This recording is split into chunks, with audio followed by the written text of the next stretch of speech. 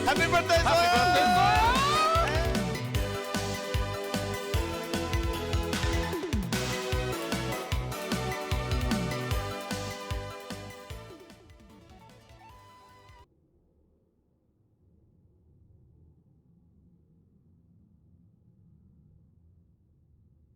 I'm going to unmute myself first, and then I'm going to re-roll the intro because it wasn't properly queued up. Let's try that again. Yo, dog, can I get some cropping going on here? No, we'll get there. We'll get there. It's still playing. Everything is broken. Welcome here to TownHall Heroes.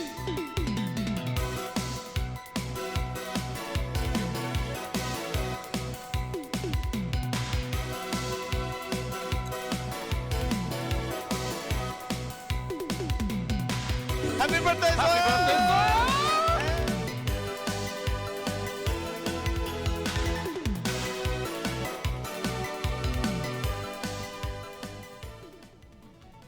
What up, everyone? Hello and welcome here to TownHall Heroes, episode number 176. My name is Solid Jake, and I'm here with JHow and March to talk about pretty much all of the BlizzCon content, Orphea, the 2019 XP changes, HGC finals, moving forward with HGC, and then an overarching discussion of state of the game, kind of a lot of questions as to, well, you know, we'll get there because there's a lot of things in that topic.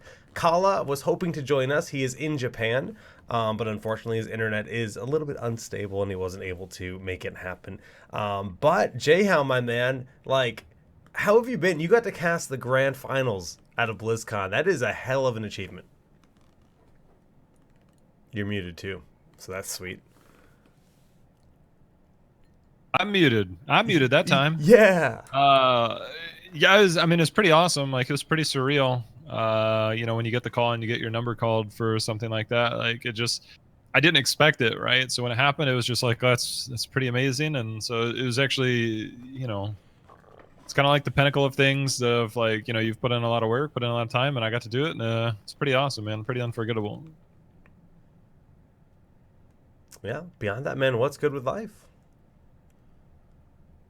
Life, streaming like 6 days a week now, like chilling, hanging out, downtime. I don't know, man. Like, I feel like I'm in the same boat as everybody else, like, just having a good time streaming and trying to make life happen, you know? Like, there's no esports for like 2 months and like almost the entire world, so everybody just kind of idling by. I'm just gonna kind of throw this in there. I did kind of announce last night I'll be hosting a tournament this winter because we do have a lull. So we'll talk more about that very soon in the show. But March, my man, I give you the honor of being the keeper of the Queen of Lollies because she's right behind you. What do you think about Orphea? You're muted too, by the way. What the hell? I've been muted this whole time? It's cool. I haven't said anything, don't worry. But thank you for giving me Orphea. And no, yeah, she's been so much fun to play. Did you get a chance to play her at BlizzCon? Have you been playing her since she's launched? Did I play her at BlizzCon? I Yeah. bodied you on stream Oh, yeah, for an you hour. bodied me right next to you. What am I saying? But, dude, she's great. The only problem I have with her is the fact that I can't play her in ranked. Like, I had such a fun time playing her with my viewers to, like, level her up to play her in ranked. I got her one game in, like, 6 hours in ranked and then just... Like, she's so much fun, but she's being permabanned, so it's sad. Yeah, I mean, it's warranted. She does a lot of damage. She can just absolutely delete someone, and she's a lot of fun. What was your BlizzCon experience like, March? Overall, great. I mean, this is my second time streaming from BlizzCon, and I always love being able to stream from there, and just meeting everybody from the community is honestly what it's all about. Like, announcements are great, and like playing the new stuff is cool, but just being able to actually meet the people that you interface with online and like your chat and like your community, it's the most fun thing about BlizzCon in my opinion. So I had a great time as always. I'd like to give a big shout out to everyone that came up, and there was actually like a remarkable amount of people that just kind of walked up to us and essentially were like, we love TownHall. Thank you so much for bringing it back. They were really excited about that. So to all you guys that said that, much big love, you know, thick hearts. And thank you, because it is motivating, especially to do this kind of show. But yeah, BlizzCon was dope. I mean, just kind of giving JHow, obviously I know what it's like to work at a BlizzCon. You don't really get to experience too much. Did you get to slip away at all and try anything? So it's kind of a sore spot for me. So, at every convention I've been to, it's like, I'm working and you don't have a lot of downtime. You know this. Yeah. So what limited time you do have, you'd like to try out something new. I wanted to go play Orphea, and they wouldn't let me in, and they told me I had to go through the regular line. Oh no, I'd be so mad. And I'm like, guys, like, I'm working on that stage, like right over there. You have a pro player pass, right? As talent, that's what they gave you this year. Huh? A pro player badge, right? That's usually what they give me. No, like pro players are the worst. I had a talent badge, but apparently they're trying to be like the only way you could get in there is with like a press badge. I'm like, Yeah. dude, I'm The literally ones let us in. There was a doing your different game one. like right over there. Talent badges is something got new. They bodied. didn't have those back in the day. Yeah. Huh. That's ridiculous. So you didn't get to play? Have you played her since? I had to go through like the Yesterday. single rider line, and I got to play one Yeah. game, and then a bunch of people wanted to play it, so I had to rock paper scissors somebody from an amateur team that has a toilet seat as a logo. Can't remember their name, but yeah, somebody else got to play Orphea, so I didn't get to play any, and so I ended up playing Sylvanas, and I played against Tetcher and Skimmy, and well, we bodied them. Did you Oh, nice. steal all the catapults? Yeah, well, the thing is, they didn't take a single fort because we had some kid on our team that was like a tracer god at like 14 or 15 kills. He just like was running around killing everybody. I'm like, I like this guy.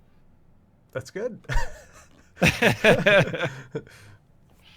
That's great. Yeah, it's always interesting the BlizzCon experience because you never know what caliber of player are going to be in each team, and sometimes you get these try-hard groups that go in and then they're actually pretty good, and then you get a player that like literally pops Alex Strauss's dragon form and then walks at a fort wall and just starts breathing fire, and I was like, all right, well, this is fine, like, I guess we lose this game, but it's an experience. How about you, March? You got to play the other games, right? I got to play War 3 a little bit, and I played the WoW Classic demo. I didn't actually get my hands on Diablo Immortal or the new Overwatch hero, but yeah. And I mean, that's for War 3. I mean, I love that game. I pretty much just played the old games that I knew I'd already loved. Same. That honestly. I just got some more time on them, so I mean, I have nothing to say besides like, yeah, I knew I would love that. That was great. I tried Diablo Immortal.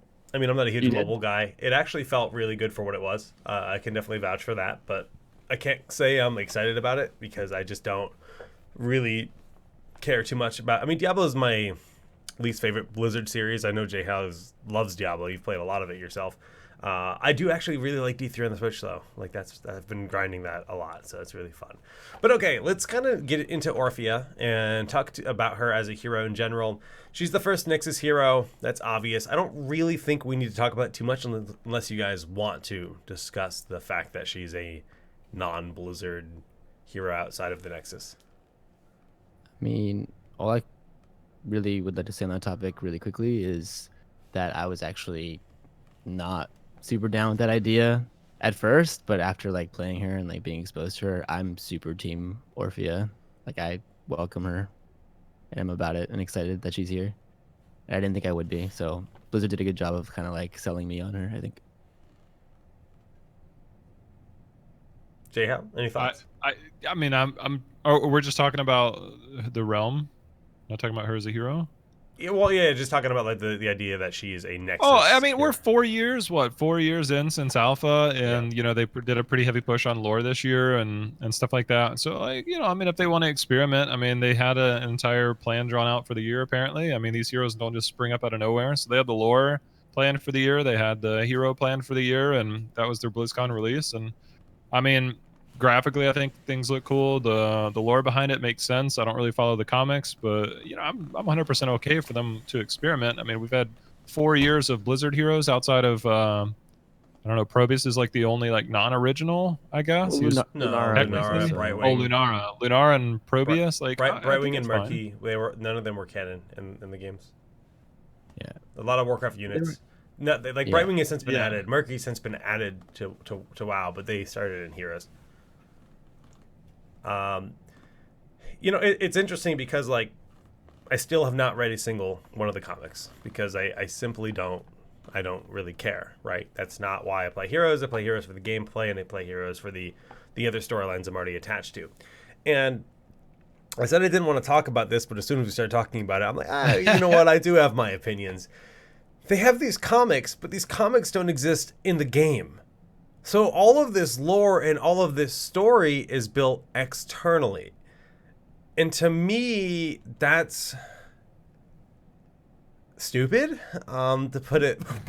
Enhance, enhance.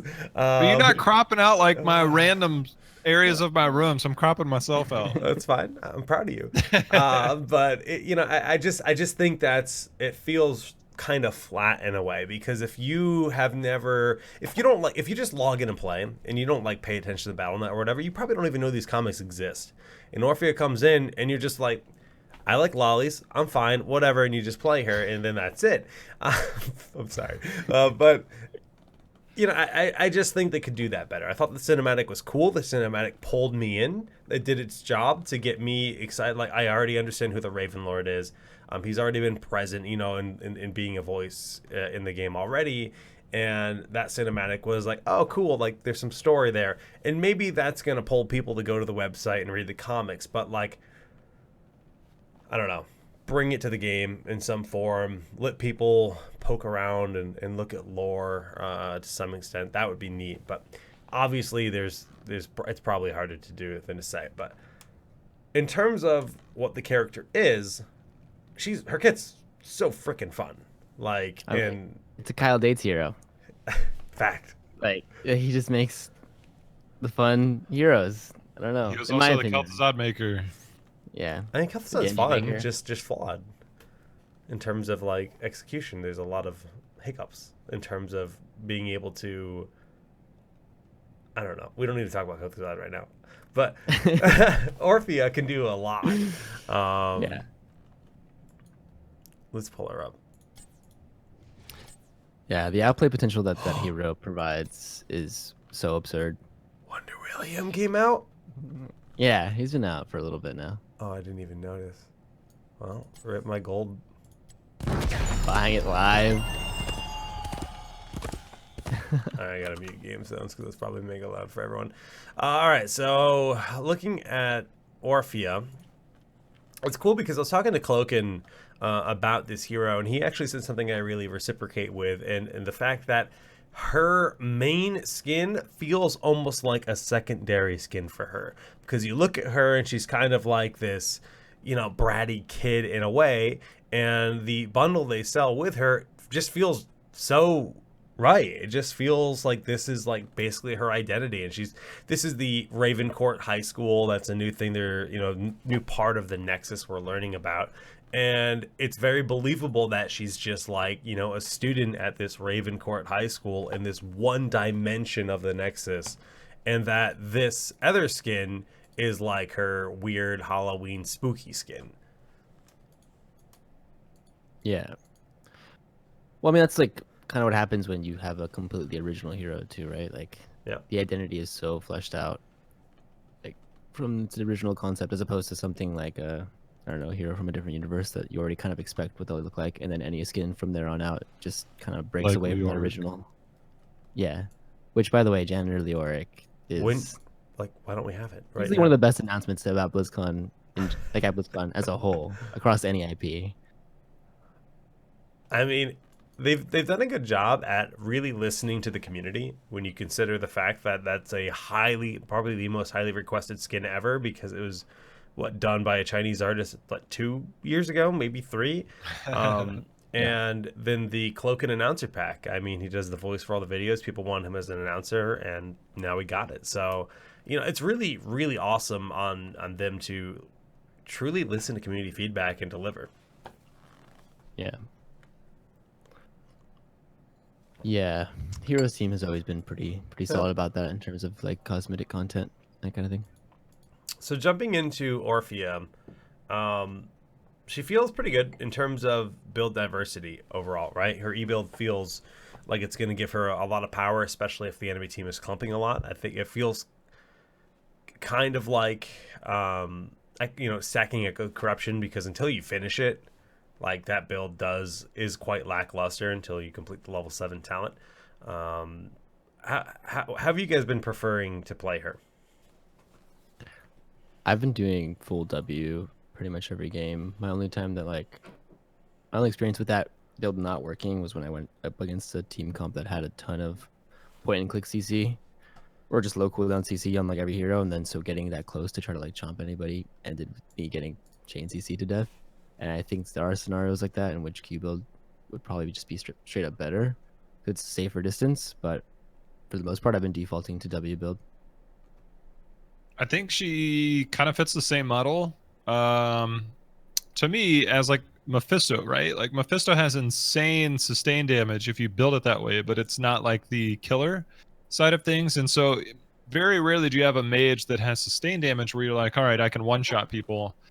As long as they have sustain. You look at Gul'dan, like you have to go e-build at 1, and then you get your corruption at 16, and that's the only way you can really kind of 100 to 0 somebody.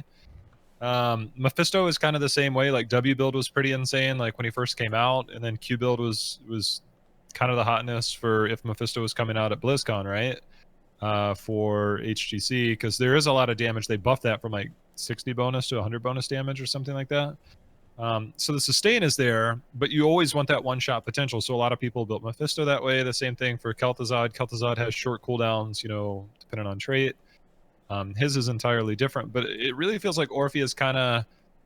Orphea reminds me of Deckard, right? Is that you don't have to play a certain way. Like there are certain talents that give you that diversity. And I really think that everybody wants the one shot, and sometimes it's better to just go Q build and target the front line. People don't realize like targeting the front line is actually pretty good.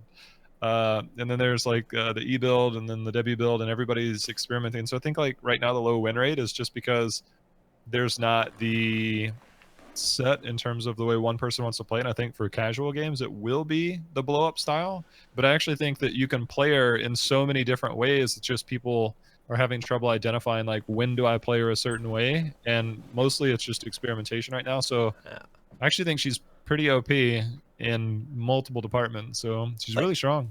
We're talking 36 hours of data for win rate. Like that's a metric that could drastically change within the first week. So we'll definitely see where that goes. But I'm intrigued because like I haven't played a lot of the W build, because some of the W talents to me I was just like like for example Backbiter, when you dash backwards, do you pick that up? Because I personally dislike the fact that I cannot control that. If I want to chase, that sounds like it would be kind of annoying. It's like, oh, bye. So I read that talent at first and thought the same thing. Like, why would I want to just go back every time and not be able to control it? But then I actually picked it and played around with it, and like, not only does it make you impossible to catch for like enemy melee assassins, especially with the low cooldown at 7, but also if you are in that situation where you're chasing someone, I've sometimes just queued in front of them and used Backbiter to get me to go even further. Like, lead them even harder. That is so beautiful. That's definitely happened a lot too. But yeah, because like you have to get pretty close to chomp regardless, and it has the wind up. So if you're close enough to do that, then you can take the extra Q to position you on the other side of them usually, and Backbiter again. But yeah, it is weird. Like I think just having an added dash on top of her already like baseline crazy amounts of dashes from her Q makes her like, I don't know, it's insane. I would suggest trying out that build, because I thought the same thing reading that talent. I was like, why would you ever want this? And now I like can't play without it. It's like one of the few heroes where it's like, okay, like I'm just gonna live in your back line, like this is pretty free, like, and yeah, it's really weird because it's kind of like Urel, right? Like CC is really good. Think about Mal'Ganis, like CC is really good, but if you don't have CC, it's like this hero is beating the hell out of my team, and it's not very fun to play against. I did play Tracer against Orphea earlier, and yeah, good luck, Orphea. Tracer's a really good Orphea counter. I believe that, considering Orphea is pretty much exclusively skill shots. Yeah, if you can't dodge an Orphea Q, like, then Hmm. you're probably gonna have a hard time. But it's pretty easy as a tracer because like Huh. getting the what is it, chaos or whatever. Like, That's right. Yeah. I mean that's how you heal, and so you got to land abilities to heal, and so like you Yeah. can just kind of live on people with tracer. I'll tell you though, if a tracer messes up, and a lot of tracers are fairly predictable in their movements, like for throwing the cubes out, because I faced a couple tracers yesterday on Orphea, and dude, they were free lunch because they die so fast. If you hit that first Q and the W plus the auto, they're basically dead. Like, so it's a dance. It's a waltz. It really is between the two, and I think that's actually a pretty interesting matchup because I think it can go both ways. Very much so. And I don't think that's true for a lot of matchups where Tracer's good. I feel like she's either just good or she's not good in the matchup. And I don't know. Orphea's fun. So, what about the heroics? You guys think the Jaws? Dude, crushing on a 50-second cooldown.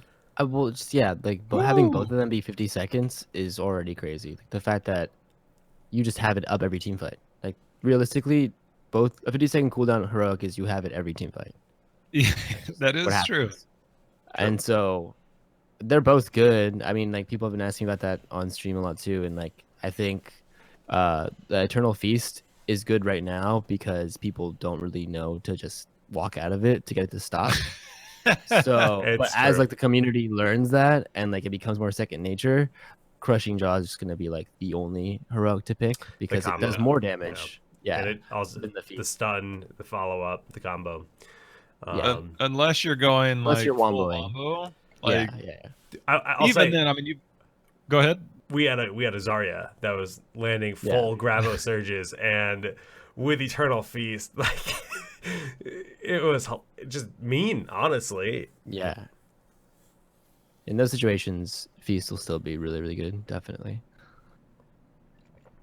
But I mean, you have a 50-second AoE stun that does tons of damage. Like, Yeah. Yep. just having that every fight's And it just crazy. sets up combos. That's the main thing. Is like it allows your team to do damage. Like Eternal Feast has no CC. Anytime you add CC to a heroic, like all of a sudden it becomes really good. True. And CC alone is strong, but getting the slow off your E and then setting this up, I mean, making it pretty easy. It's just like Eternal Feast. I mean, you've got to get multiple ticks out of it just to do more damage than potential follow up. Like it's solo damage, and somebody steps out, it's over. But crushing, like I don't know, man. Eternal Feast right now to me is you got to have the perfect wombo, and even then, it's like, can you only have like probably 2 to 3 shots an entire game to land it? And Yeah, it's just I don't know. Crushing Jaws is like super OP at 50 seconds, man. Like that's got to be 60 or 70 minimum. I agree. There are going to be moments like fighting over a boss where Eternal Feast feels really powerful. I feel like just if you want to really control territory like that, but beyond that, yeah, I think Jaws will definitely be the go-to. And like you said, so much more kill potential too in a 1v1 situation. Jaws can allow you to just snap blow someone up, whereas Eternal Feast is very rarely going to be valuable in those kind of scenarios. Yeah, She's got a lot of utility, self-sustain. I really enjoy the design where she can basically heal off other heroes, but exclusively in that setting. That way, she's not going to be able to just go become like a queen of getting merc camps and such. A lot of her yeah, mana is reliant on being efficient on actually hitting enemy heroes. She very much is designed on attacking enemy heroes. And again, if you go and get a giant camp, she can do it fairly effectively, right? Dodging the camps and stuff, but her mana's gone. If you're Yeah, spending your abilities constantly, she just burns out. I agree. Like if you're doing camps alone, it's going to be a very long time, else you're going to run out of mana. Like your E and your W, you can maybe give up one rotation of that. But if you're using your Q and multiple Qs to like set all that up, like you're basically disabling yourself from the next team fight or having a hearth. And then I don't know. Don't do too many camps alone as Orphea. That's for sure. yeah.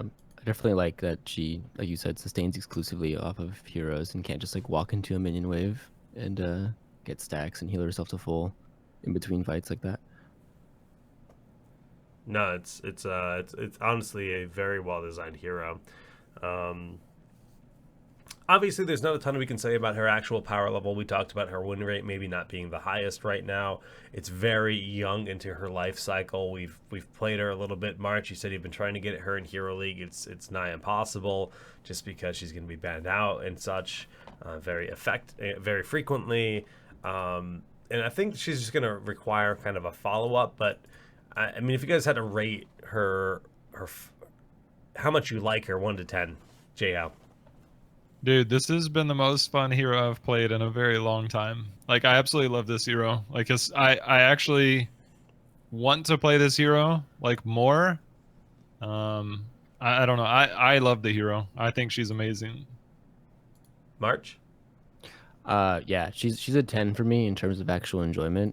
I don't know if she's a 10 in terms of what I like project her power level to actually be. I think if anything, people are kind of overrating her in that department. But in terms of like feel and like enjoyment, that's a 10. Like, I love this hero. I have so much fun playing this hero.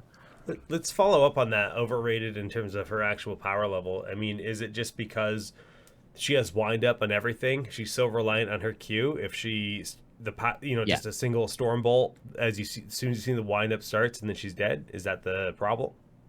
Yeah, for sure. Like, the wind up is a huge thing. Like, especially with if you like go in for like a chomp, that wind up's so huge and you get a stun there and like she just dies. So you can't go in that close safely against a lot of comps with low cooldown, hard CC. And then also the Q thing, like, she's so reliant on it. If you miss a Q, it's a 6-second cooldown on everything. Like, if you whiff that Q, you're just like, you don't have anything. You have to walk into melee range to W, I guess. Or like, and that was a nerf from BlizzCon. It was 5 seconds at BlizzCon, I think. Right. Yeah, they just nerfed that yesterday. But so I think when people just kind of get better against her, the way you approach this hero is going to be like, you run at Orphea, you know what she does. You know that she resets like crazy if you get hit with that like long tentacle. So as you run at her, you're kind of going to like zigzag a bit.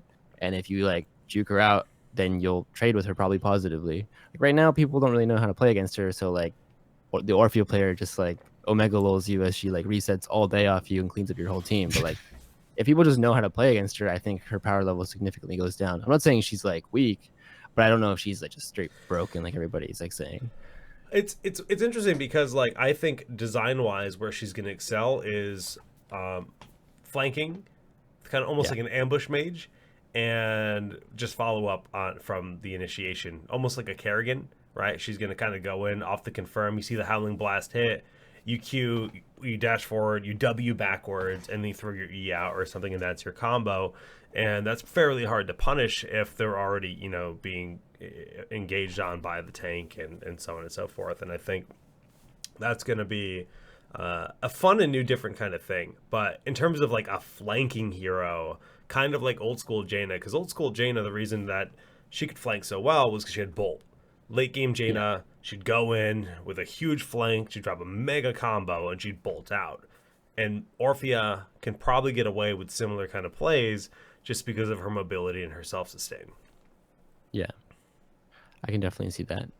It's just kit-wise, like, that's what I was saying earlier, like, you can either play her as a sustain hero on the front line, you can set up your own combo. Like, everything that you have, you're able to set up your own combo. You have the slow, the chomp, or whatever. It's like, you can set up your own kills, you can sustain on the front line, you can flank, you can set up your own combos, you can follow up CC with your chomp. I mean, she has like a kit that functions well into different compositions. And I think that's one thing is like, when you figure out whatever the strongest potential like damage you can do, that will probably win out more than anything, because a lot of people don't like to do sustained damage. They don't want to just sit there and spam Q all day on a tank, right? Like, they don't see that. Like, post 16, like, that's actually really strong if you're getting cooldown reduction.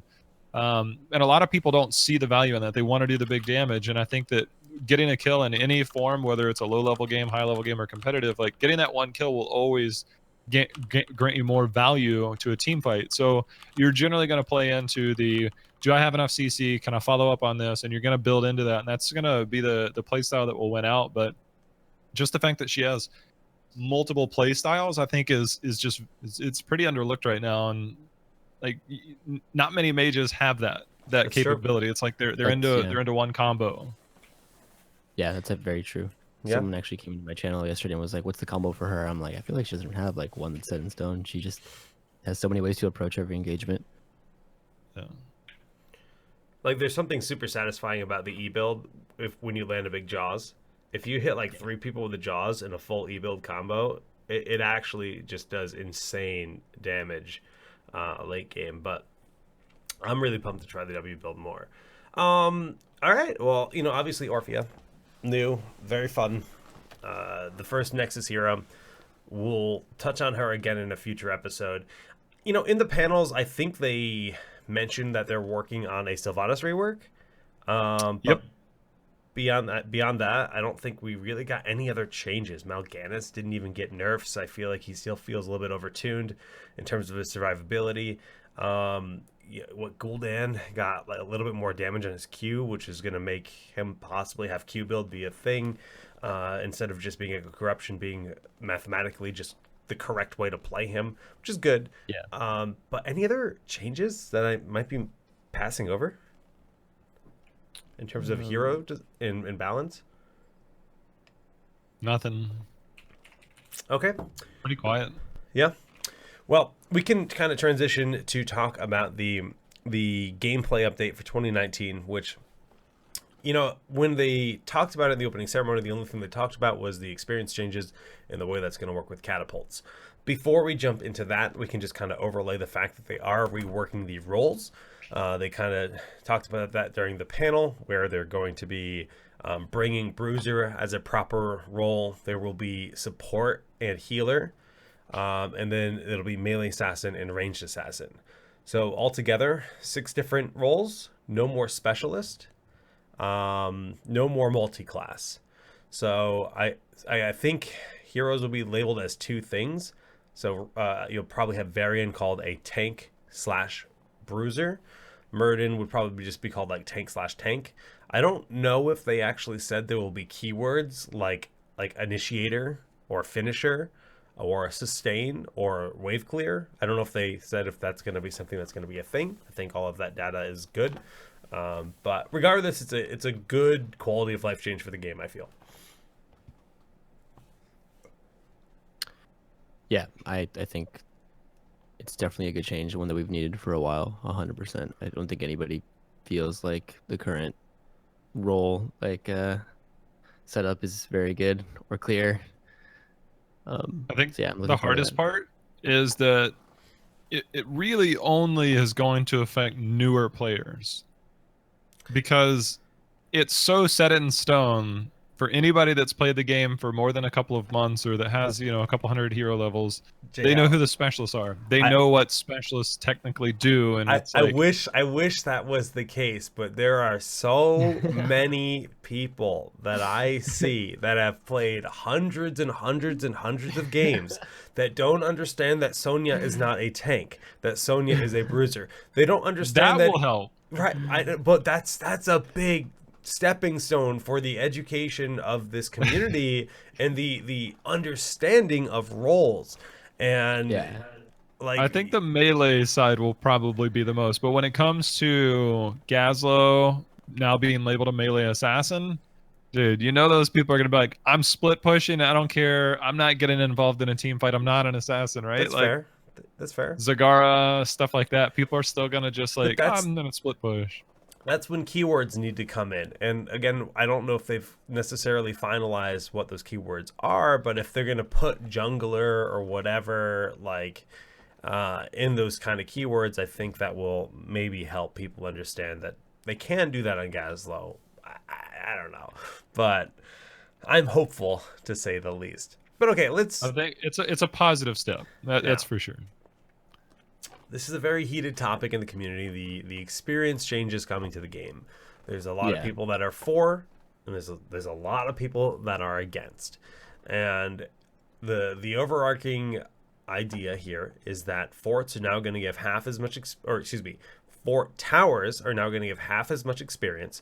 Forts are going to give 0 experience. When you destroy a fort, every 3rd wave of minions on a preset timer, so it's going to be equal on either side of the map, will spawn a catapult into that lane. Those catapults are not necessarily very strong early on, and that catapult will then give you presence in the lane. The keep goes down, and you get catapults permanently as it stands right now, but again, keep gives you 0 experience. The logic and the reasoning behind this change is to make the game less snowbally, because you win a team fight, you win an objective, you destroy 3 forts, you have a 3 to 4 level lead, and it's really tough to lose the game. So they're trying to nullify that massive experience lead and then give you other advantages elsewhere. Jay, how do you feel about this? Whoo! Okay. At the highest levels, these changes are not good. Like, I could go into a lot of reasons why. For most players, though, they won't have a clue why their games are closer or more competitive. And you know, the early changes last year were pretty busted, right? The amount of XP that was in Fort Towers was the big reason for a lot of snowballs. They redistributed a lot of that. In a very basic sense, catapults are like mercenaries. In that they do a few things for you. This is very, very basic, right? They push out a lane, and therefore they grant you vision during rotations. They also occupy time, and so that's a very generic way of putting this. So you have two choices. You either stop and you clear the catapult. Like if you're going to be going to an objective, you stop and clear the catapult, and then you go. You don't have to stay in full clear the wave. But for a lot of people, it's going to be like, I got to clear this wave and I've got to clear the catapult before I go somewhere. So now you've bought time by having catapults on your side. Therefore, if the four enemy people are now one person's dealing with a catapult and I'm 5, I'm embracing a 5v4. So that gives me time to get into position, time to set up a 5v4. If you don't and everybody comes up, that now gives me that push in the lane. So you're kind of like behind the 8 ball whenever those catapults spawn. They're only every 3 lanes, which is every minute and a half, and the likelihood of you getting a fort down within the first 5 minutes is very low. And your average game time somewhere between 18 to 20 minutes. So it's not the greatest impact in the world when you say there's a catapult every 3rd wave. At the highest level, people will know how to abuse that. They'll know how to say, okay, well, we have the vision, we have the time, let's set up a gank, let's control this rotation. And so at the highest level, that it's very OP. At basically your 95% and lower level, like this is actually a positive change because you're not going to understand why your games are closer, and people don't know how to abuse that as much. And I think that it's a good, healthy change for a large majority of the population. Like you could make that change and not say a word about it, and people are like, oh dang, my games are closer, and they wouldn't actually know why. I think it's a good change for lower, not all lower teams, because there's going to be games where it's like one guy's off split pushing, the objective comes up, and then you have to ask yourself, with no XP in the fort, is it actually worth it to get an objective, right? If I only have to worry about the catapults every 90 seconds, like is that really like something that's that condemning? So I appreciate the change that they're trying to make. I, for one, would like to see either some tweaks or some reverting back of that XP in some of the structures. It does, in theory, create less snowball, and I'm sure they've tested this in hundreds of games, but it feels like it's targeted more for the casual player than it is the high-ranked player. And given that, like I do HGC and stuff, like it feels like it changes the game, and it takes away a lot of the higher level dynamics out of the game. And if I get structures done and I get an XP lead, I earn that in competitive. And now you don't get the same type of edge in lead, and therefore the dominant teams will have to find new ways and yada yada. So it's kind of like a double-edged sword for me in terms of how I feel about it. No, well said. I mean, I agree wholeheartedly that it feels like this is geared towards the quick match player, and it 100%. Feels like a band-aid to stop these games from feeling so one-sided, because they do. March. Yeah, no, I completely agree. It does definitely feel like it's one of these things to try to make the quick match experience more viable or more enjoyable. But like Jay said, it's like people won't even notice like that's why their match experience feels a little better. Whereas like the competitive and like higher end, the players will be like, this doesn't really feel good in a lot of situations. Also, it affects every map differently too. Like there are a lot of maps where it will just straight up make weird or like unfun to play, or like just not feel right. Like Cursed Hollow comes to mind really hard. Like already, if you don't spread out at least a little bit for Cursed Hollow, if your team gets a curse, you'll miss a lot of minion experience because the enemy minions are just dying right away. But you can at least like get their structures, or your minions will get their structures. Will be like, okay, we missed like 2 or 3 waves across the map because we're all in bot lane when we got cursed. We got the curse rather, but like our minions got like their wall or their minions like finished off a fort or two, so we still actually came up ahead in experience. If that doesn't happen and you just miss those waves, your minions may push down a fort, but like you'll actually end up behind in experience on a map like That's that. weird. And like getting the objective like punishes you almost. So it's just like it feels weird. Like you're gonna have to change the way you play the game, and like I don't know. And that's just like one example of a map. I'm sure there's other maps where like it'll just make stuff strange. Well, it's gonna make wave stacking really important on large maps. Right now, the current formula, because in March, I think a lot of people like at higher level, they understand the value of 1 minion. 1 minion is actually really important in the game. And you want to get as much soak as you can. That's why you see like certain plays that are made not to give that up. But there is now going to be something to be said that playing around the catapult, stacking away, if it's not going to present itself all the time, but one of the things that you can do is just clear out the back line, and then your second wave is going to stack. Now, if you do that and the catapult hasn't completely scaled too high yet, now you just clear the 3 ranged minions, you forgo the wizard and the melee. And I got a feeling, depending on how they scaled these catapults, you now are going to be able to build a godly super wave, like with a catapult behind it. That scares me more than anything. Like when I think about higher level play, it's like you have to respond, else you're like super screwed, right? And that worries me a lot. Yeah, it's gonna make globals a lot more important too.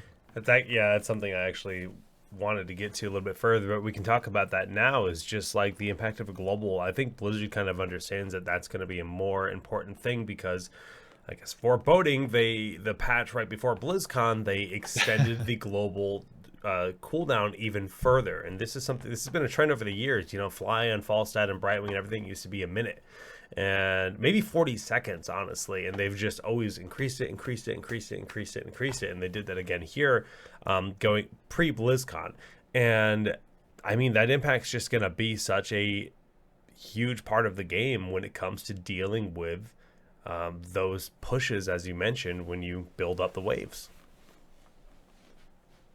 I hope they keep possession for Sylvanas. They're not. They're clearly not. It's 100% going to be gone. But I can actually can confirm that it will be gone. I can promise you that. But yes. So anyways, I don't know if that was said on my stream or not, but I know for a fact it will be gone. All right, let's kind of reel it back a bit. We're talking about experience no longer being awarded by destroying structures. And the way that Blizzard has retained the same duration of the game is by just giving both teams 15% additional experience trickle. Right? Yeah. They're just like, yeah, to me this feels like fucking Mario Kart. It's like, oh, you're behind? Like everybody wins. Like it's just again another band-aid. What if they took that 15% experience and put it into kills? So kills now reward 15% more XP to help keep the game duration there, to help reward the team that's getting kills and playing well while making structures worth less. Would that keep the game as snowbally as it is, therefore nullifying this whole change to begin with? Or would it reward the team properly and be a healthier environment? Well, comeback XP, it kind of, okay, so here's something, right? I was playing a team league game earlier.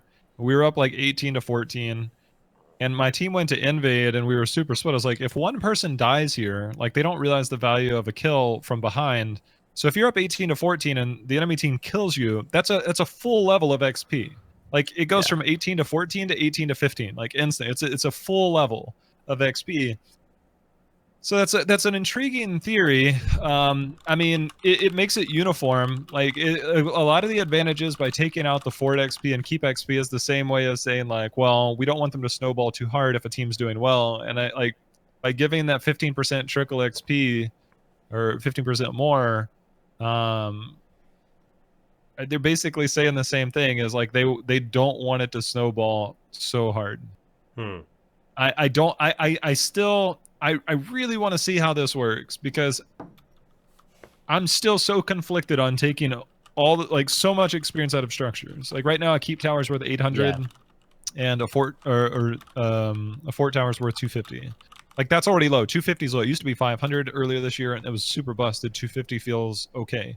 800, whatever that goes down to, if it goes down to 400, but then the fort and keep XP, like it's such a huge dynamic of how to play and the importance of structures. And I don't know, man. Like we'll see. I'm gonna give him the benefit of the doubt, but I mean, I'll just say, like, there was a game I played against March on stream where my team, like, was absolutely just shitting all over him. Like, oh my God, we were just fucking slapping you guys around. It was great.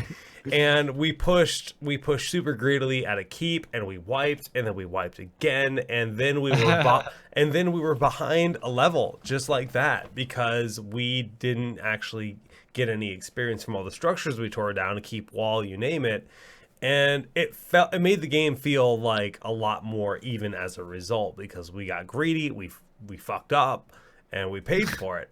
And that felt like, you know, to me, I was like, oh wow, I actually really like this. I'll be honest, like that, my impression in that moment was like, this feels better, because if we were to do that and had all that experience from the forts and stuff, we would have gotten away with it, whatever. It's like, whatever, we get away with being super greedy and wiping twice. But we didn't, and that game ended up being like 40 minutes long, if you remember it, March. Oh god, yeah, I remember that game. Jesus, that game went on so long. That's the longest game of Heroes I've ever played, ever. It's a long one. Do other MOBAs, do the like forts and keeps give XP or no? Yes, forts do give. But you also experience. can't attack forts and stuff with abilities. The dynamic is different, right? So you can only auto attack them. Your abilities ignore structures. You can't throw a hungry arrow or multi-shot on structures in League of Legends. Yeah. You have to go up and auto attack them with your minion wave, and that's it. But it still promotes like, okay, like if you do this, then you get rewarded with XP, not with. Right, but yeah, but the way that you harass the structures is very different, I'd feel, just in general. Yeah. I think one of the biggest issues I have, well, first of all, like, doesn't it seem weird, like feel weird that the experience is staying in the small little gate towers and not in like the big massive structure in the middle? Like just from like a fantasy standpoint, not even like talking balance or anything. Doesn't that just feel fucking weird? 100%. I get experience for like killing the wall, but when I destroy this giant building, like nothing, I don't get anything. Like that just doesn't feel cool, I guess. Maybe that's just me, but I mean, our show's called Town Halls, and guess what? Those structures are called Town Halls. A fort and a keep is a town hall. That's why the show is called Town Hall Heroes. And the town halls are now worth shit. I guess the show's worth shit, boys. We out. Yeah, and like, so that's an issue I have with that. It just seems weird. But also, I don't really care like what changes they make. I'm gonna end up playing the game regardless, and I'm sure like eventually it'll feel like okay. But my biggest issue is like just communicating it to the community. Like, no new player is gonna pick up the game and like understand like, well, that fort doesn't give me experience. The wall does. Also, we get catapults when the first one dies. Like the way the tutorial is right now is not very good at conveying that. And also just all these changes happening. Like I feel like people might know there's some XP changes, but not know the specifics. Dude, you could give me an announcer that tells me like catapults now spawn top lane or something like that. Like blue team catapult spawn top, like just that's a bit over the top, but it's also super generic at the same time. Like let me like give me something, give me a like, and you can't just be like, hey, can you create a brand new tutorial? Because I mean, you've got to do voice lines, you got to pay all kinds of stuff to create new tutorials, but it's like a voiceover for like, all right, catapult, or I mean, I'd take text at this point, right? Yeah, text on the screen. Like catapults now spawning top lane. Fortunately, the catapults are a large thing on the minimap now to help the players identify that they exist in lane. They show up as a fairly large unit, so there's that. When you said catapult spawn, for some reason I just heard it in like the Halo voice, like catapult spawn. I don't know, like it just sounds so nerdy to me. Like, did you guys ever play Gauntlet Legends? Yeah, dude, give me Gauntlet Legends type guy, man. That guy is super OP, like announcer. Oh man. But yeah, so I think one of the things that annoys me the most is that it's just like the poor communication with like massive changes that dramatically change the game. Like even like an example would be like back in the day when they added like baseline spell armor and armor, physical armor to some heroes, and that's since been changed. But back then it's like no one knew that if you played Arthas, you had some physical armor, unless like in the quick match screen, not even in Yeah, right, you like hovered it and then like it would say like this hero has 10 armor. Like no one's looking at that. Like I mean, God, that was a tough one. we gotta be honest here. The it feels like they're just kind of bouncing ideas around. The last 3 years, they've made a lot of changes that like just didn't really play out the way they might have hoped, and then they end up having to really change a bunch of stuff because like they bring armor, and then armor stacking is a thing, so then they have to nerf Uther a bunch because Uther brings a ton of armor, and then because of all the way the armor compiles and everything. But now they're just like, okay, so armor's not going to stack. It's just going to take the greatest value of armor in the game and in the changes they've made at BlizzCon. But now they've nerfed all these other armor components. So do they now have to go back and buff all these armor things? Like, is Uther going to be like just garbage tier because his armor is not going to stack on top of a Garrosh and everyone else? They're going to have to bring him back up to 40% armor per. It's just like all over the place. And I hope they can figure that out. But that's true for experience. It's true for the way armor works. It's true for a lot of things, I feel. I'm quite happy with the way armor is being changed. It sucks because like Garrosh is never gonna be changed, but I feel like I've got to be like a mathematician, like PhD in math to try and kill a Garrosh. But everybody else, like, it makes sense, right? Like it makes sense. Like I get an idea. Like I'm casting like like I got a Li Ming combo and I see like there's a Kael'thas and I'm like, this bad boy's dead, and then Lieutenant Morales, for all you Morales players, comes in and presses W on him. He's got 30 armor. It's like, oh, I know that I'm not going to be able to get this takedown, right? Like, or I know like this is not going to work. Like I can calculate that or I can anticipate that, but it's like also the tick rate of the game on when it calculates and things like that. Like for Garrosh, it's weird, It's like, oh, he's got 50 armor, but he's got like 45. It's like, oh god, that one's probably the toughest. But as far as everything else goes, like armor-wise, the removal of armor from tanks, that was a very much needed thing. That thing was, nobody knew about it. It was bad, and I liked that was removed. But now, not armor stacking, like my goodness, like that is. Like the only thing I think that would still stack is what, like the Tyrande level 1, like that. I think that's fine, right? Like you can stack your own armor with a certain talent. I think that's okay. But everything else, like, Spell armor. I'm a big fan of the changes. Yeah, the spell armor. Agreed. March, you agree? Good change. yeah.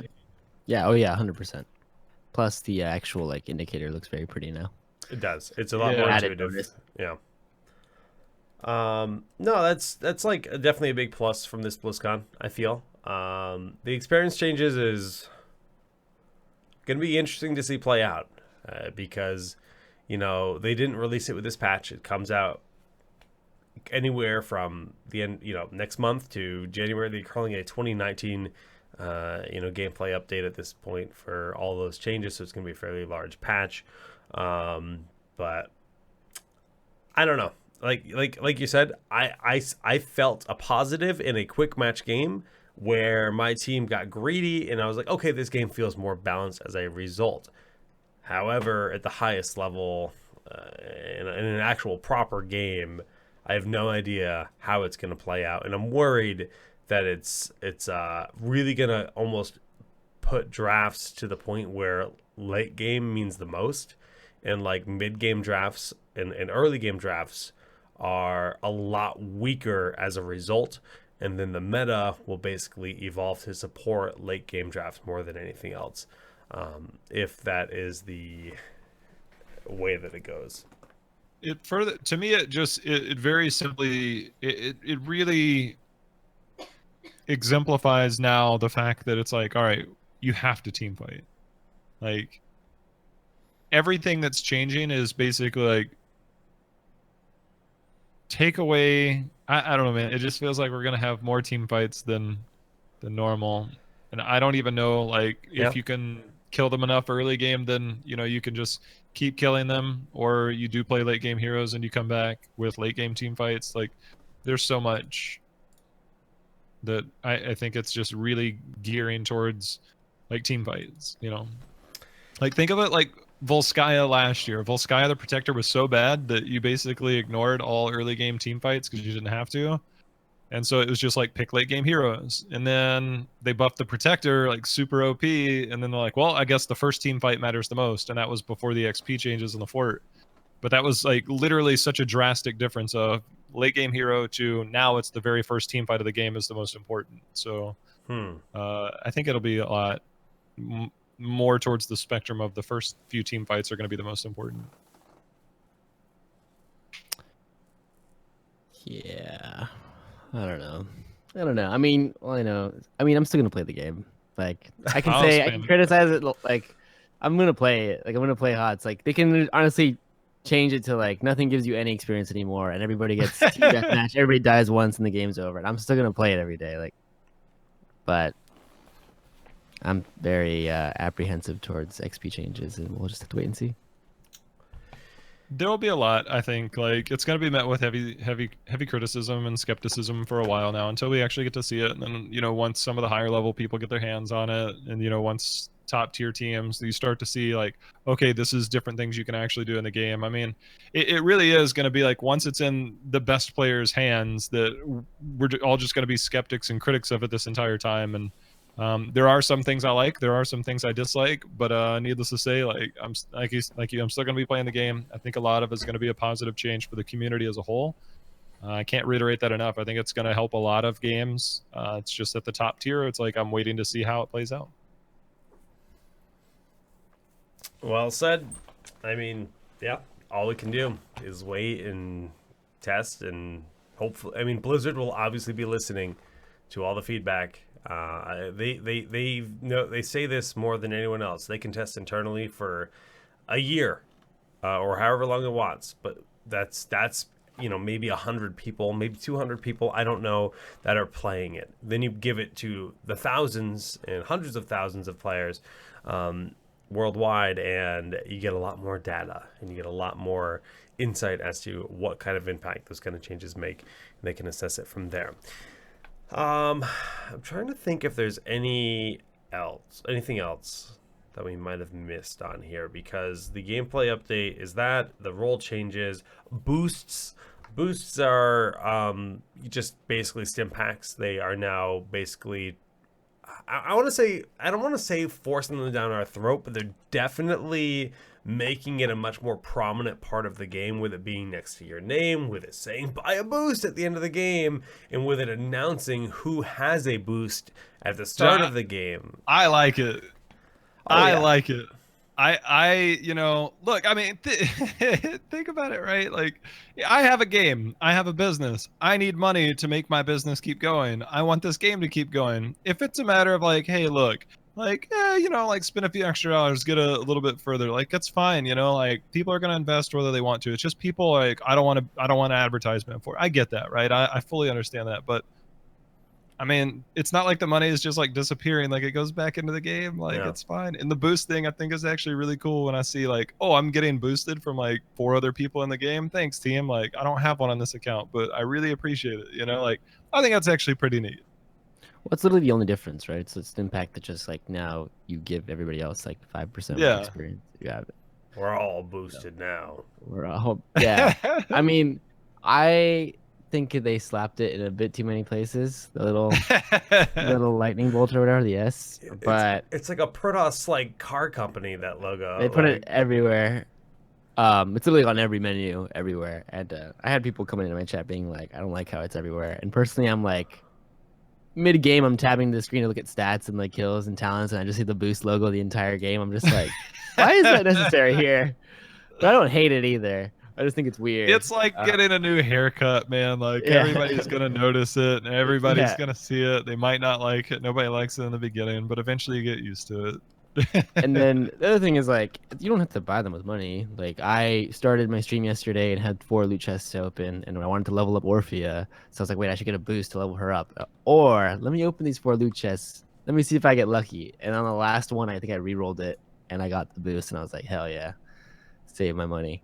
So it's like you can still get them just from leveling up the loot chest. It's not like you have to pay for them to give anybody like a special advantage or anything. Should we just make a commercial right now? Are your teammates flaming you in quick match? Well, get boosted today, and it'll experience added experience for each game. They do look prettier than Stimpaks too. Oh, It there! reminds me of the Tespa logo. I don't know why. I swear to I God, know. this is like if this was like a Protoss pylon powered vehicle, that would be the logo right there. 360-day boost is 33% off. 6,000 gems is how many dollars? 6,000 is about 50? $50. A little over $50. 55? So that's for a year. That's actually pretty good. $50 for a year. That's pretty decent. A Yeah. little over 50. Yeah, 6,000 gems. I will say it's tilting that I can't buy 6,000 gems exactly. It's like, oh, you can buy 5,500 and then give us so you have to pay $55 exactly to get 1 year of boosted. Not bad. Definitely can. Next week's Black Friday. Maybe we'll put it on Black Friday sale because last year they did. Yeah. It's true. Wait, is it already Black Friday next week? Dude, yeah, Thanksgiving is literally 8 days from now. Wow. What? Yeah. Yeah. Welcome to 2018. Why does Jay. it feel like it's a couple weeks away? Yeah, it really should not be eight days away. I wish it wasn't. Or am I wrong? No, you're right. I've No, I'm no right. idea. I'm right. Yeah. Yeah, wrong, no, it came out of nowhere. BlizzCon was pretty. I do need to buy a turkey. Are you gonna cook it on stream? No. My wife's a really good cook, man. And she said, Is she gonna cook it on stream? She said, maybe. She said, I want to cook a turkey. I'm like, okay. I've never cooked a turkey, so we'll learn together. I think I'm gonna cook a turkey on stream. I'll cook you on stream. Kappa Pride, boys. Anyway. All right, so HGC talking about the finals. Jay, how we're gonna pretty much let you lead this discussion, but going into it, obviously Dignitas the favorites. We'll talk about the actual grand finals in just a second. Let's kind of just start with NA. How do you think NA performed based on how well you thought they would be and where they landed? Whew.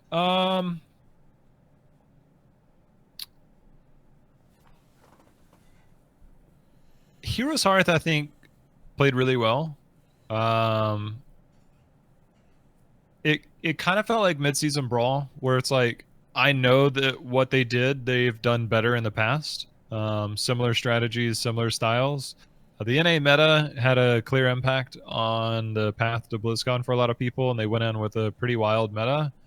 I think if there was any way I could summarize it, it would kind of be like Snitch's comments during one of the post-game interviews about how he's like, you know, if he was, I don't know if he used the term disappointed, but it might have been disappointed about the style that Tempo played.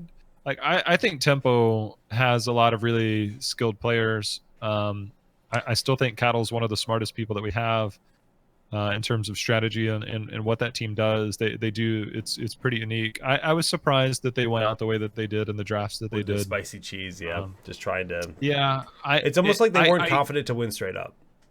Yeah, and that's the thing, is like that's kind of been the MO, is every single, for the last 3 years, that roster, whether it was under Murloc or Tempo, they always come into BlizzCon with a very unique meta. I think one of the weirdest things for me is, like, when I looked at Gen G, everybody thinks Korean dominance, Korea's so aggressive. if you actually watch every single draft and the way that they played, other than targeting the solo lane, Gen G played a counter, like counter draft, counter initiate strategy. They almost never initiated a fight, like ever initiated a 5-on-5 fight. And I think something could be taken from that, because you don't have to play a certain way, you don't have to draft a certain way to beat a certain team. It's a matter of play styles, and problem solving is one of the hardest things to do in Heroes, because like if you come up with this OP draft or this one combo that people aren't ready for, it's like you have to problem solve very quickly. And then there's the high execution drafts that Tempo went with, like the cursed game that they had against Gen G, where they ignored a lot of team fights. Like that was pretty close to working, but at the same time so far. It's like you raise the level of execution so high that you have to be perfect at it in order for it to work. And being perfect at this game and anticipating that you can adapt to everything the other team is doing against you is way too hard. And then the drafts got really crazy.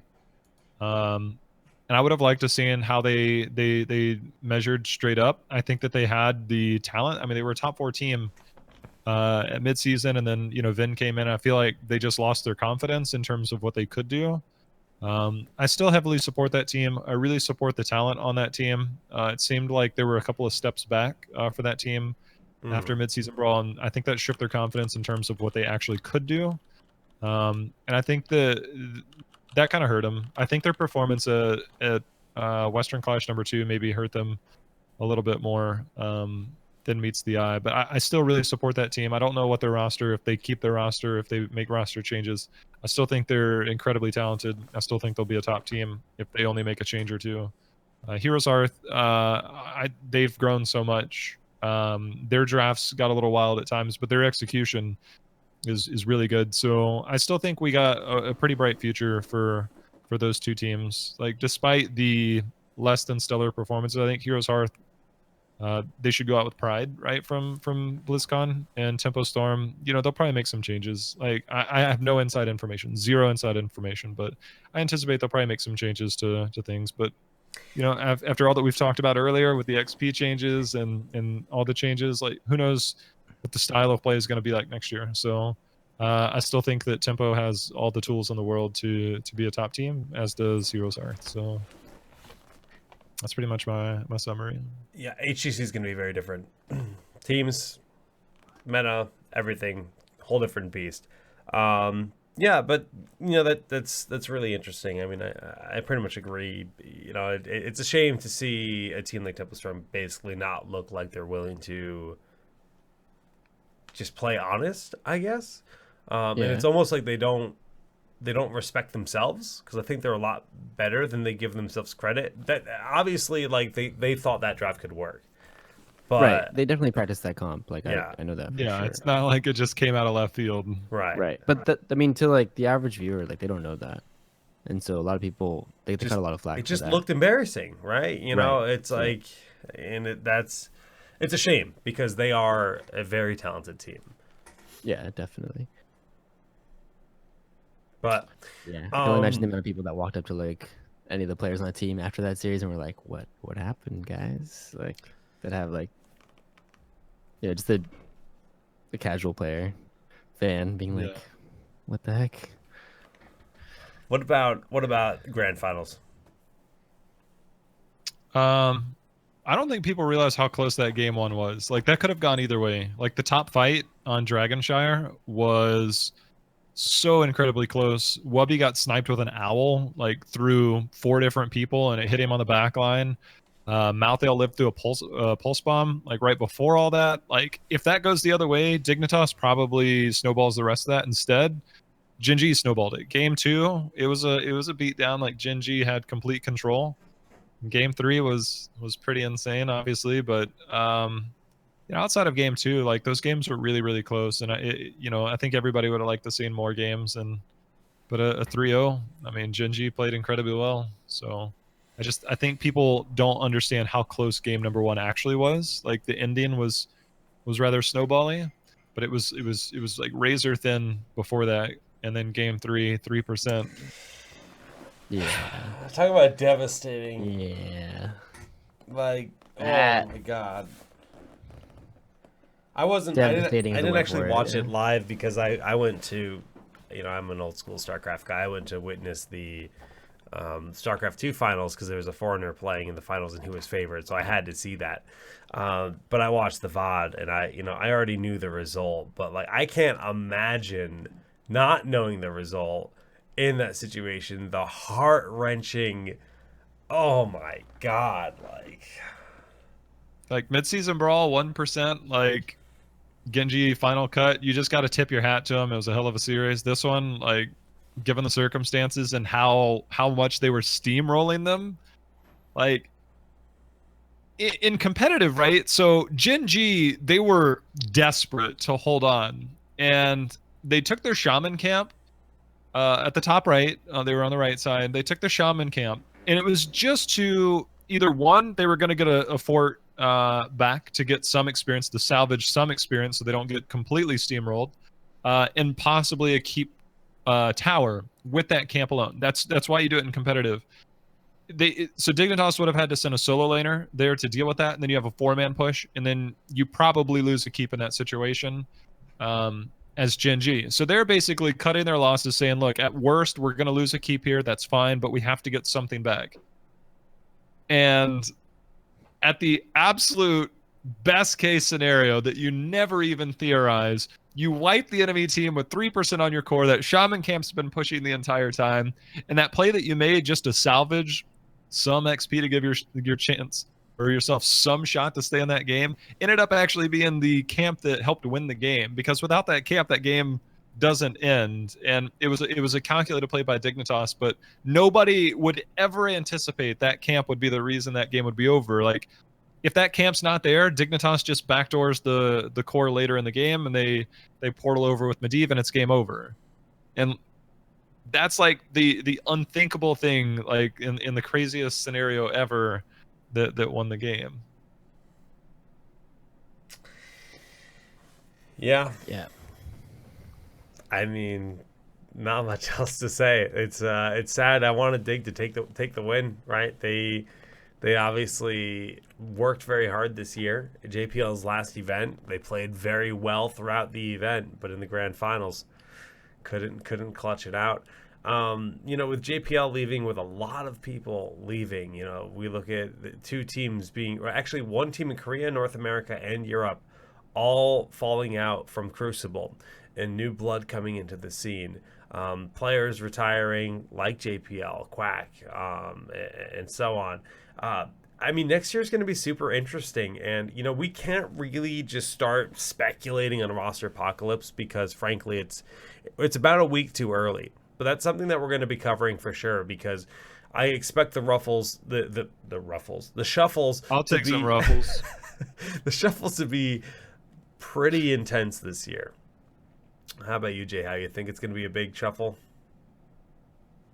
I anticipate a lot of changes. No. I anticipate a lot of changes. Ruffles have ridges. There's gonna be some ruffles.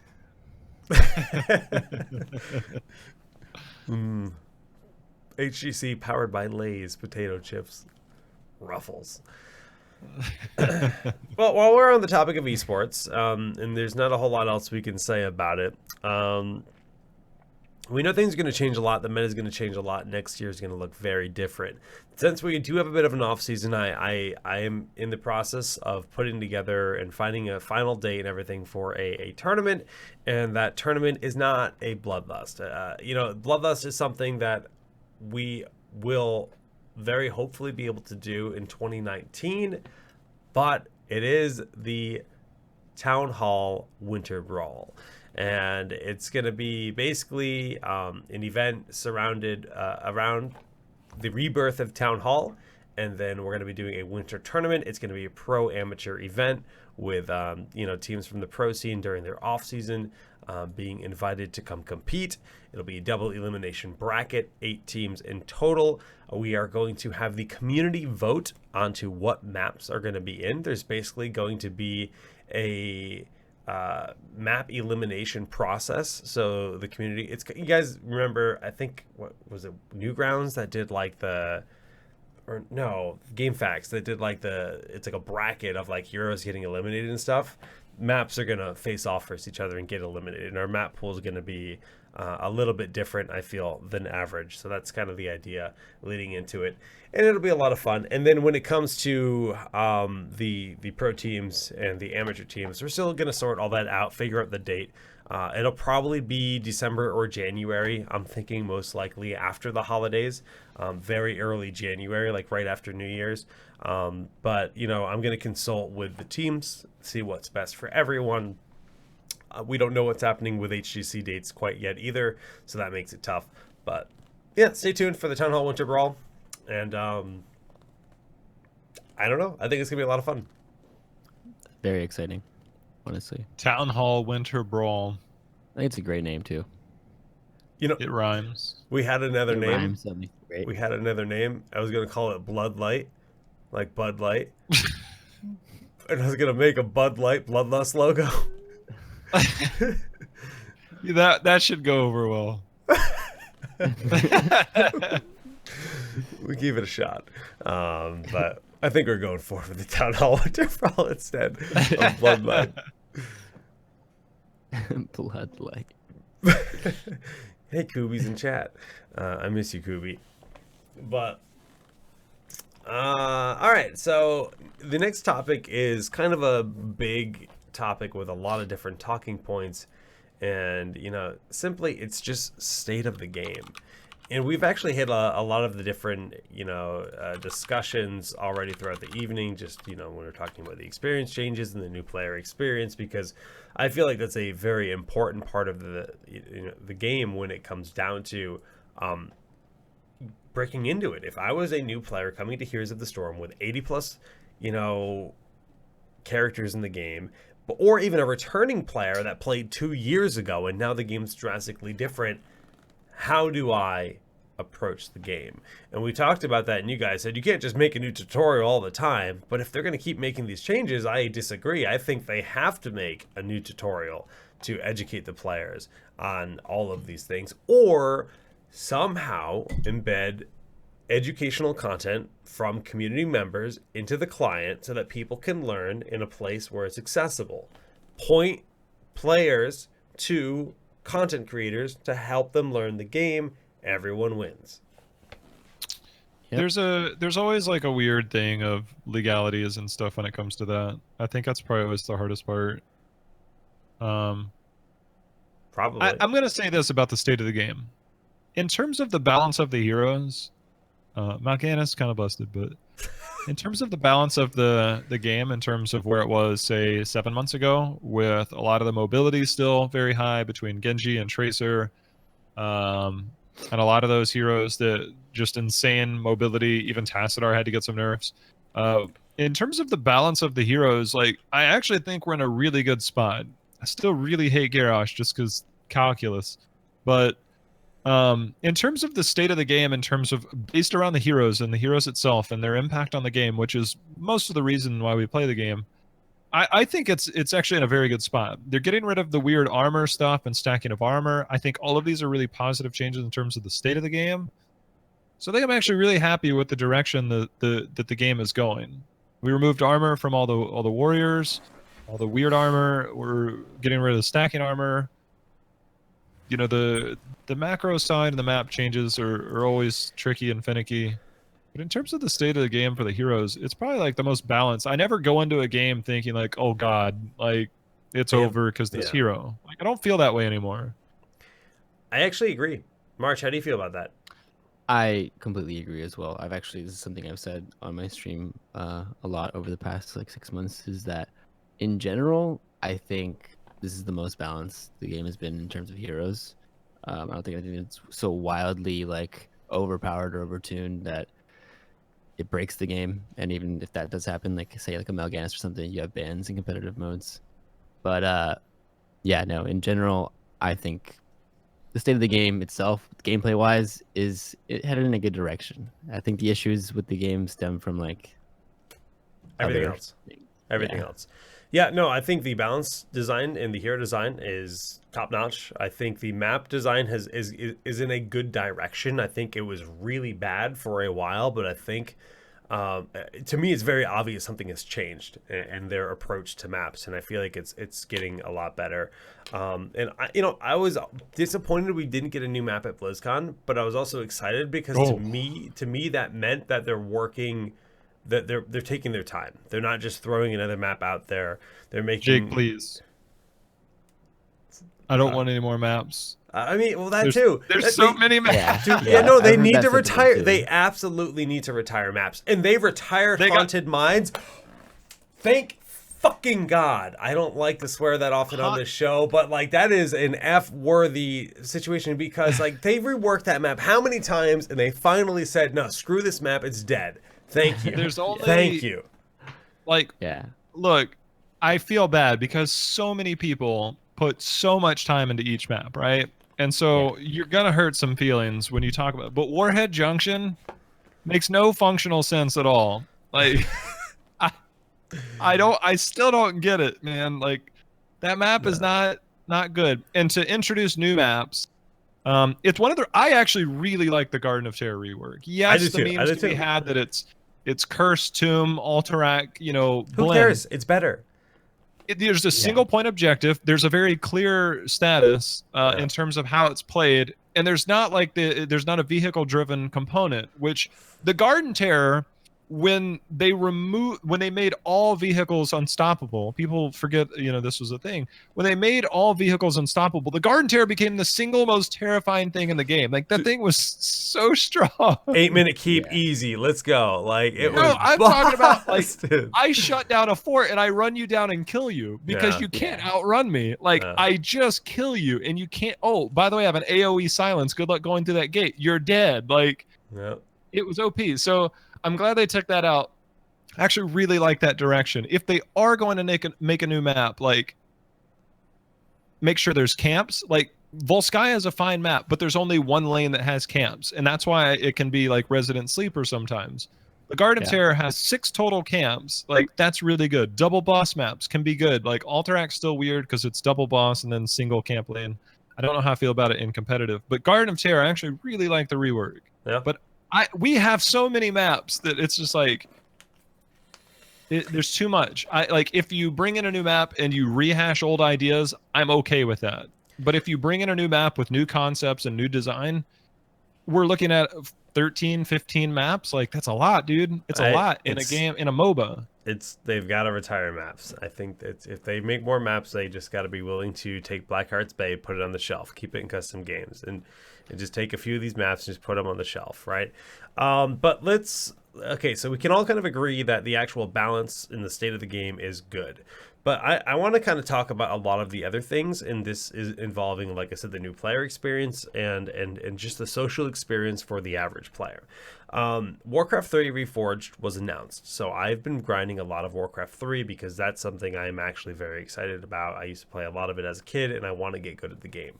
And something to me that, really brought me back to my roots as a young PC gamer, playing StarCraft or whatever.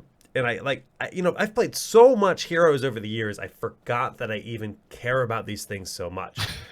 One of them is just like all chat, right? All chat. It's a simple concept. They're afraid of toxicity, but this is the only Blizzard game where we have no all chat. You can make a fun play, do something cool, and lol. And Overwatch has taken an amazing approach towards like the saying GGEZ, like puts all these fun random quotes like "well played, my friend, you're awesome" or whatever, and they censor it in a fun way, but there's still that communal aspect. It doesn't feel like you're just playing against robots all the time. Why is this something we haven't talked about more? Do you guys think that would be good for the game? Because to me, the game would feel way more alive if, as a play on ladder, whatever, if there was all chat. I come from like 5 years of League of Legends prior to starting HOTS in League Alpha, and that game has all chat. And I definitely noticed it when I switched over, but I guess I just kind of got used to not having it. But at this point, I welcome it. Like, I get enough. Like, they're scared of toxicity. I get it, but like, my teammates are already toxic to me. Why not just let the enemies be toxic to me too? Like, who cares? Like, I welcome it. I agree with what you say. Like, that it would feel more alive. I think it's a simple change, and I don't think anybody would be so vehemently opposed to it that it would like break Put it the in ranked community. only, make it an option, whatever. Yeah, whatever. But Like, opt out of it if you want. I just hate that it's not even an option. And Yeah, I agree with it just that. feel it to me. In Warcraft 3, again, this is an ancient game. I'm not playing Reforged. I'm playing Warcraft 3. I can /join clan AG, and I can hop into a clan chat room while I'm in queue and talk to people. And Heroes has like the little chat channels in the corner that take up 1/8 of your screen, but Warcraft 3 takes up your whole screen. And it's a small thing, but to me it's a big thing because I feel like I'm part of this chat room. I am scrolling through, looking at all the names, and it just feels like, and granted, that's a clan, right? The people have the clan tag, but it's actually just a chat room too. I'm not part of the clan. I'm in their chat room. And, you know, Blizzard told us we would get clans back in 2016. Clearly that hasn't happened yet. Maybe they can just give us chat rooms. I don't know. But like, to me, when in the state of the game things is like, I want the game to feel like it has players playing it. I don't want the game to feel like I log in and I see the new hero and I see the sales and I see a ready up screen and that's what I see. I want it to feel like there's a community of people existing, and it currently does not. Clans would all chat doesn't necessarily appeal to me. Like, I wouldn't hate it. I wouldn't love it. It's not something that I'm overly concerned about. But if they were to introduce clans, like having a community within the game, I think would actually be really cool. Logging in to, I mean, it's like logging into your WoW guild, right? Like maybe you raid 2 to 3, some people 4 days a week, right? Yeah. But then it's like, I'm off doing world quest, you're off doing world quest, I'm in queue, you're in queue. It's like there's a sense of community within your guild. That, I mean, That's a powerful we might thing. play team. That's Yeah, a we might play powerful team thing. league 2 nights a week, but it's like while I'm in queue, it's like I still have a sense of community that I can reach out to and talk to. Even if it was something like, you know, your own chat, I mean, is fine, but like knowing that like I have like a specific community, like, I mean, there's a lot of research out there. Like, it's kind of like working in an office, right? It's like a tribal community. Like, there's always a tribal community style in basically everything that we do. And just having that sense of community, I think would be good. Because right now it's a matter of like, yeah, there's a chat, but it's like I use mine to be like, hey, you know, like anybody want to play ARAMs? Outside of that, like I go to Discord, right? It's like you have like a Discord Yeah. community, right? Like people literally just post stuff there, and I think it could be somewhat similar to like guilds, but you don't have to have it like super in depth. You don't have to have ranks and all this stuff. I mean, you could just moderate, but clans I think would give a real good sense of community. What it takes from the technological side of it and things like that, I have no idea, right? But it does sound very appealing. All chat, Yeah. I can live with it or without it, but community would be really cool. Well, all chat's literally just a switch they got to flip because we had it in early alpha. We did have all chat, and they took it away. And again, like, I just hate being told I can't talk to the enemy team. Let them turn it off, but let me choose if I want to have it on. And, you know, it's just something, again, that I, like March said, I forgot about it. I forgot that it was even a thing I was missing. But upon experiencing it in Warcraft 3, I was like, oh my god, I like this. This is normal. This is how it should be. Yeah, I don't know. It's just curious Like, to hear your thoughts. yeah, somebody's bringing up a really good idea, right? Let's say you have a guild. Like everything, I play like SimCity right now, right, on my iPad. That's what I play like when I wake up and before I go to bed. Like I'm in a clan there. Like there's wars or whatever, yada yada. But it's like SimCity has wars? Wait.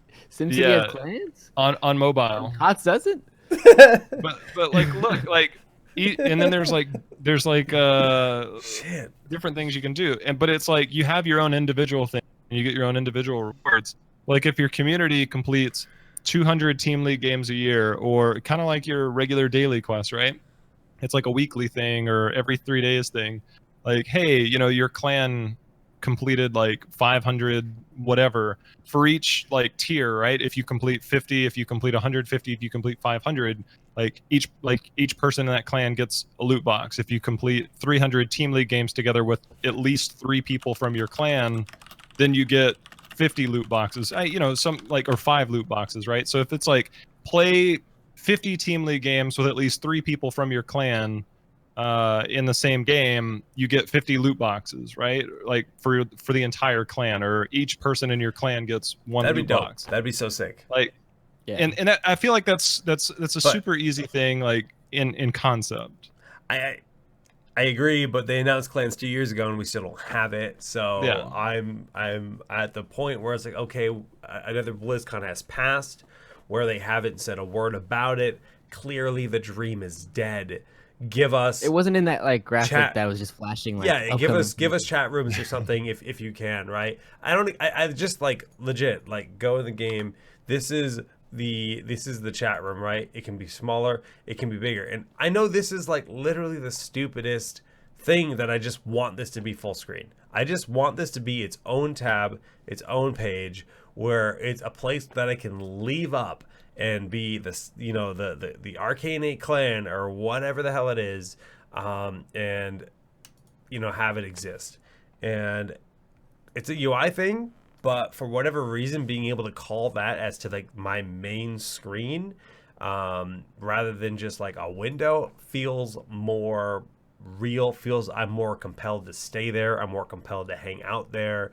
I'm more compelled to engage with the people in that area, if that's the case. And I don't know. Like Diablo, take Diablo ladder, right? There's group 2, 3, 4, and then there's solo ladder, right? Like if you go to the solo ladder in Diablo, like for a long time, like even if I didn't compete in it, I would go and I'd look at the ladder and I'd be like, oh, look at this, like 3 out of the top 5 people are all from the same clan. It's like, damn, that must be a really good clan. Like there's like a team league leaderboard, you know, based on MMR or whatever. I know we're merging everything, but you go there and then there's like out of the top 50 or out of the top 15, you know, you see a tag beside their name, like a 4-letter tag, you know, like you would in Diablo.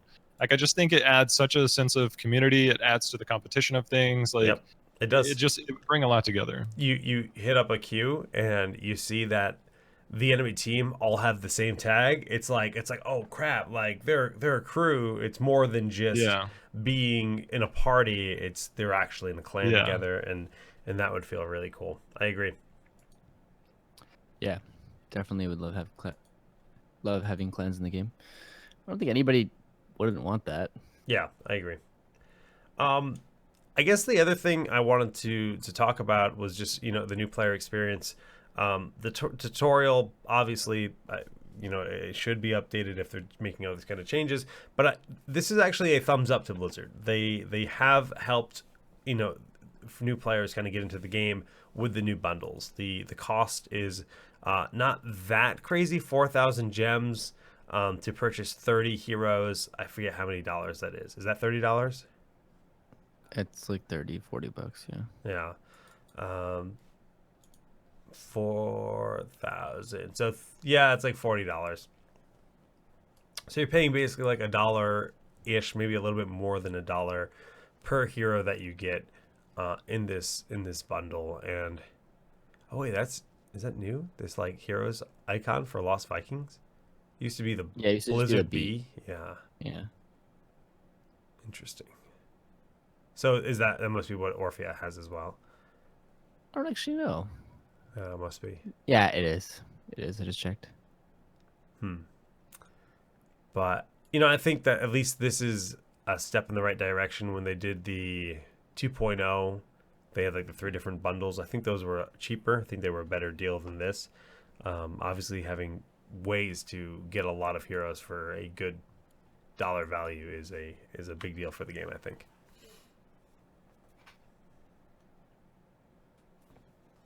Call is alive. I don't believe it. Up in the future.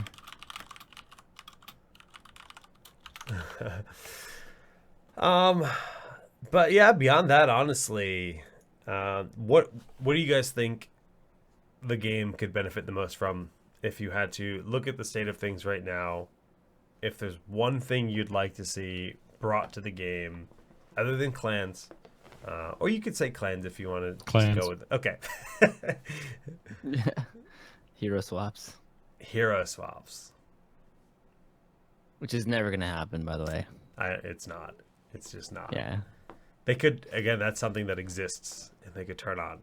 So You they know how much less miserable that would make the Hero League experience for not even just competitive players, just all across the board. Do you think it'll be any better now that it's going to be the team league style draft where it's not first come first serve? Do you think that will be better What do you mean? It'll be team than, league style the draft? current? Because right now it's if you're at the top of the list, you pick first. Right. But when But- they merge, it's going team league style.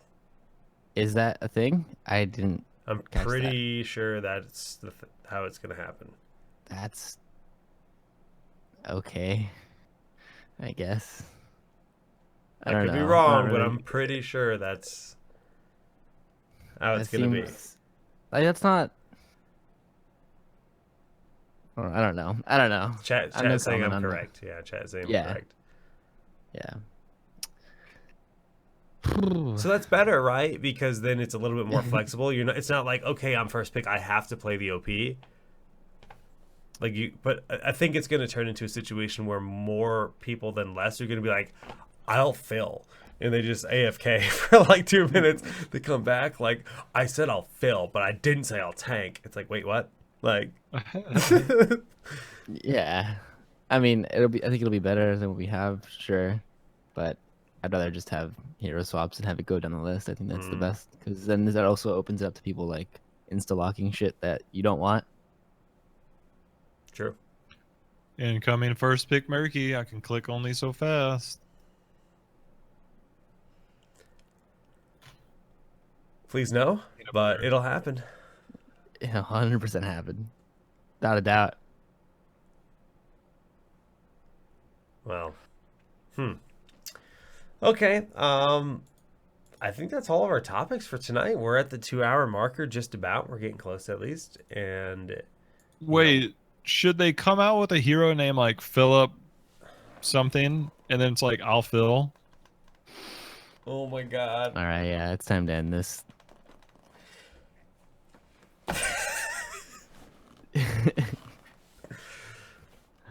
I appreciate you, Jay Howe. I do. Phil. I'll Philip. Yeah. Well, Orphea, you know, the XP changes, BlizzCon as a whole, and then the future. There's a lot to be seen as to what kind of impact all these changes are going to have. We don't have the Team League Hero League merger yet. We don't even know how that's going to work with your rank. Are they just going to take your highest of the two and then go with that? I don't know if they've talked about that. There's going to be lots to talk about on a upcoming episode for sure. But this at least allowed us to catch up onto BlizzCon, which is now a few years past anyways.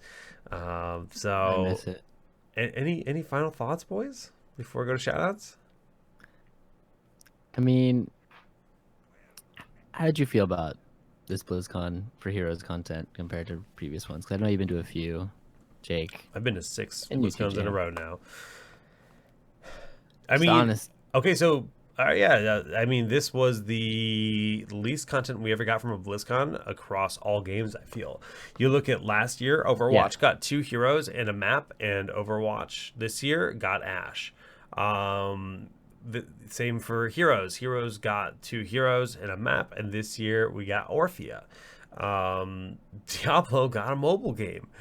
Which is more than they got last year. Diablo community, Yeah. you should be grateful because I'm pretty sure you guys have phones. What else? World of Warcraft got everything they already I knew. done? They got nothing. They got nothing exciting. Dude, they got that sick trailer though. They did, but they knew everything that was coming, which is to be expected since BFA did just come out. But they did get a classic demo. And then Reforged was the highlight of the show for most people, I think. War 3 Reforged was dope.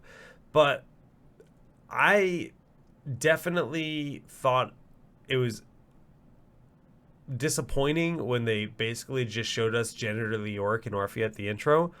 But at the same time, the opening ceremonies lasted so much longer than they normally do.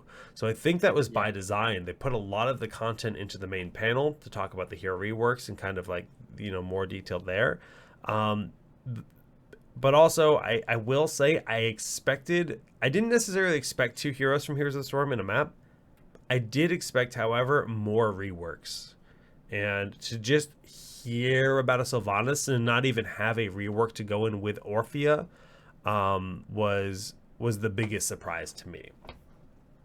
Why did multiple people, like, everybody kept telling me Sylvanas and Stitches rework? Is that just wishful thinking? Like, I don't know why people have brought that up multiple times in my chat this week. Yeah, that's right. No, Stitches too. yeah, I forgot about Stitches. Is there Stitches? Yeah, Sylvanas and Stitches are both getting See, I reworks. wasn't sure. But I expected those to be like a thing, not like, hey, we're doing it, but like have it like as part of the BlizzCon content. Yeah. Well, I mean, I look back the same way that you mentioned it last year. If you actually look back, there was Zagara changes, I think, and Azmodan changes last BlizzCon, or right around the same time, the same way that we got the global nerfs this year to Falstad and Tahaka. And a lot of those went towards the gameplay changes that we saw. So it was like kind of like foreboding at the time. If you look back last year, it was kind of the same thing in terms of like some of the minor changes. I think Abathur at some point got changes. And so a lot of that was geared more towards the later part. Like, I think they did a good job on reworks. I think now we're looking at what Tassadar, Chen need reworks. But I mean, we're coming to the thing where it's like, if they continue to do like 3 sets of reworks next year on 6 heroes, like the reworks this year have been quite successful. So Agreed. It gives them something to do with skin bundles. If they want to rehash it next year, I think everybody would welcome that. It's just, I think everybody kind of wants some of the long overdue ones or wanted them around BlizzCon. But long term, I think everybody wants more all the time. But I think I'm okay with what we got. There's still a lot in the future. I think we got a lot this year. I think there's still a lot in the future. So I feel pretty good about what we got. Yeah, and it's probably all going to be like one big patch. Stitches, Sylvanas, XP changes, all of the above. Why do I have stream sounds on? Hypa. All right, we're gonna close out. We're gonna close out the show. Starting with shout outs from you, Marchie, my boy. Oh yeah, shout outs to Jayha for joining us here. Shout outs to everybody that watched and hung out with us and listened to us talk about the game. And if you want to find me, you guys can follow me on socials at ggmarch on Twitch and Twitter most actively. And thanks for having me. Jay Hazel. Yeah, echo a lot of that. Appreciate you guys having me here. I'm really hungry. I haven't eaten dinner yet. It's 9 o'clock, so Jake owes me dinner. So I'm gonna go eat dinner now. But I appreciate everybody that's been hanging out. Those that are joining. Glad that I saw some people from my stream in here. I've been streaming a lot, almost every day since BlizzCon. I plan on streaming almost every day. You can check me out, jhow4444, and then social and all that stuff. That's where I kind of do my thing. So a lot of the same stuff. Appreciate you guys having me though. I'm gonna stop talking so I go eat dinner. All right, guys. Yeah, we're pumped to be doing more of the show. Moving forward, I really need to disable those sounds. TownHall Winter Brawl. It's a tournament we're going to be doing this winter during the off season for HGC. The plan is Kala, March, and myself tri-casting the entire tournament, which is a very different style. We're doing another thing. Raw announced this. Yeah, we're doing another thing called the salt mines, where every single player that is competing the event will get a special rank on Discord that allows them into the salt mines, so that between games, or even maybe during games, we'll figure it out, players can hop into the salt mines and trash talk and flame and whatever, and they'll be in the chat basically with us. So we'll be hearing all of that when that happens. So we're still figuring out exactly how we're going to execute that. But it's something that may do nothing. The players may not utilize the salt mines at all. But we want to make that an opportunity where the players have a voice when they choose to do it. It's not just an after-game interview. It's they want to trash talk. They want to be like, how does it feel? Whatever, whatever they want to do. And it's gonna be just a very different vibe overall. But guys, thanks for tuning in. We'll be back very soon. Be sure to for the Alliance. Be sure to follow at TownHall Heroes on Twitter, and we'll see you next time. GG's.